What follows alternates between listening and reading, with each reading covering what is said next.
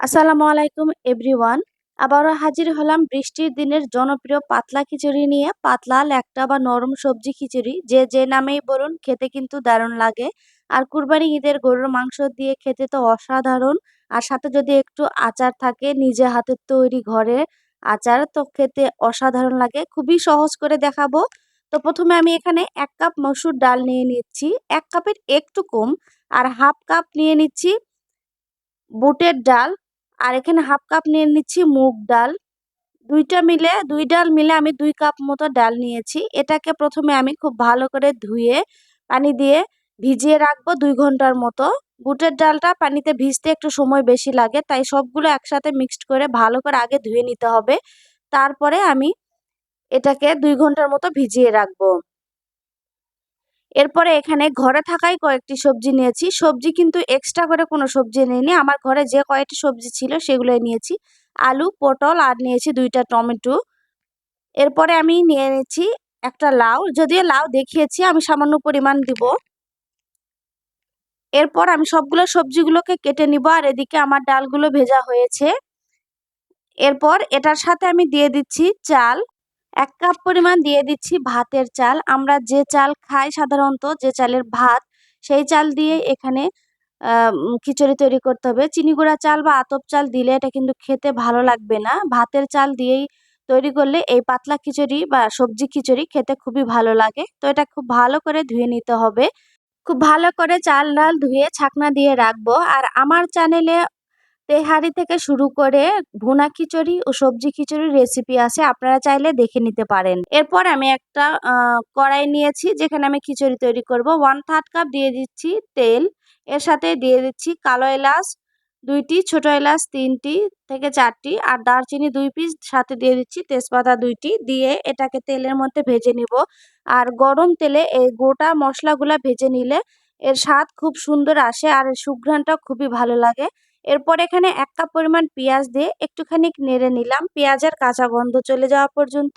এরপর দিয়ে দিলাম কাঁচামরিচ স্বাদ মতো। যে যার মতো করে কাঁচামরিচ ব্যবহার করতে পারেন, যে যতটুকু ঝাল খেতে পছন্দ করেন। কাঁচামরিচ দিয়ে এটাকেও আমি একটুখানিক্ষণ নেড়ে নিলাম। এরপর আদা রসুন বাটা দিয়ে দিচ্ছি 2 চামচ। 1 চামচ আদা, 1 চামচ রসুন বাটা দিয়ে দিচ্ছি। দিয়ে এটাকেও খুব সামান্য একটু এখানে নেড়ে নিচ্ছি, এর কাঁচা গন্ধ চলে যাওয়া পর্যন্ত। এরপর এই যে ছেঁকে রাখা চাল ডাল এর সাথে দিয়ে দিলাম। চাল আর ডাল দিয়ে এটাকে আবার খুব ভালো করে একটু সময় নিয়ে ভেজে নিতে হবে।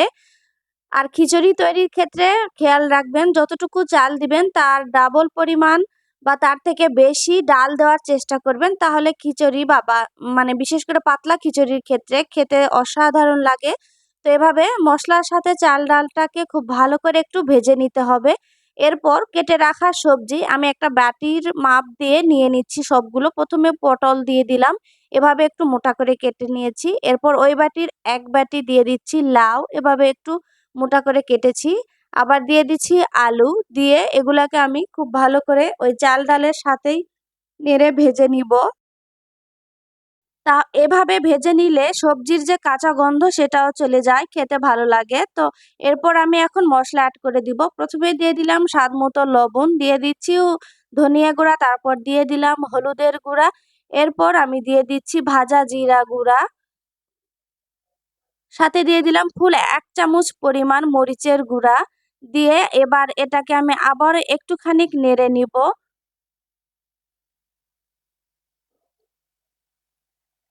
চাল ডাল আর সবজি এভাবে একটু ভেজে নেড়ে নিলে খেতে খুবই ভালো লাগে, আর এটার কাঁচা গন্ধ থাকে না। সবজিগুলোর যে একটা আলাদা আলাদা কাঁচা গন্ধ থাকে, সেটা থাকে না। তো আশা করছি আমার এই রেসিপি আপনাদের ভালো লেগেছে।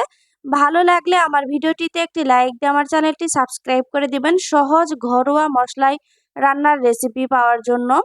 এরপর যখন এটা খুব ভালোভাবে ভাজা হয়ে যাবে, এ পর্যায়ে আমি এখানে পানি দিয়ে দিব। পানি কতটুকু দিব? পাতলা খিচুড়ির ক্ষেত্রে যতটুকু চাল আর ডাল মিলে হবে তার ডাবলেরও, মানে 2 ডাবল পরিমাণ। এখানে আমার 2 কাপ পরিমাণ চাল ডাল মিলে হয়েছে। এখানে আমি 6 কাপ পরিমাণ পানি দিয়ে দিয়েছি। দিয়ে এবার এটাকে আমি ঢাকনা দিয়ে রেখে দিব, এটা খুব ভালোভাবে জাল হওয়ার জন্য। তো এটা খুব ভালোভাবে জাল হয়েছে। এই ফাঁকে আমি আরো 2 বার নেড়ে দিয়েছিলাম।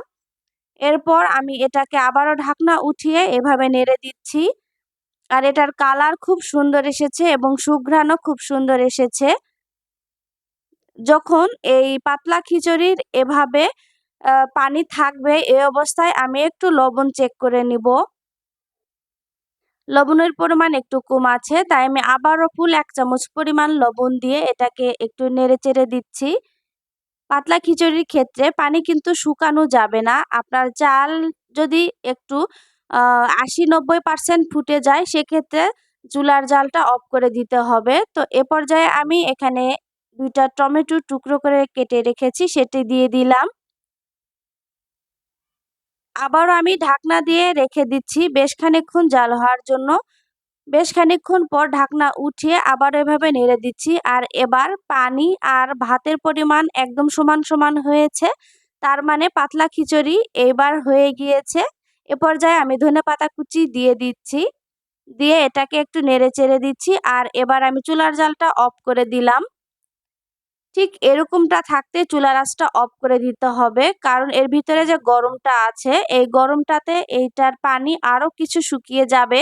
আর এটা খুব সুন্দরভাবে পাতলা হবে আর মানে পারফেক্ট হবে খাওয়ার উপযুক্ত। এই যে দেখুন, কিছুক্ষণ পর আমি এটা পরিবেশন করছি। খুব সুন্দরভাবে পারফেক্টভাবে পাতলা খিচুড়ি তৈরি হয়েছে। আজকের মতো বিদায় নিচ্ছি। দেখা হবে পরবর্তীতে নতুন রেসিপির সাথে। আল্লাহ হাফেজ।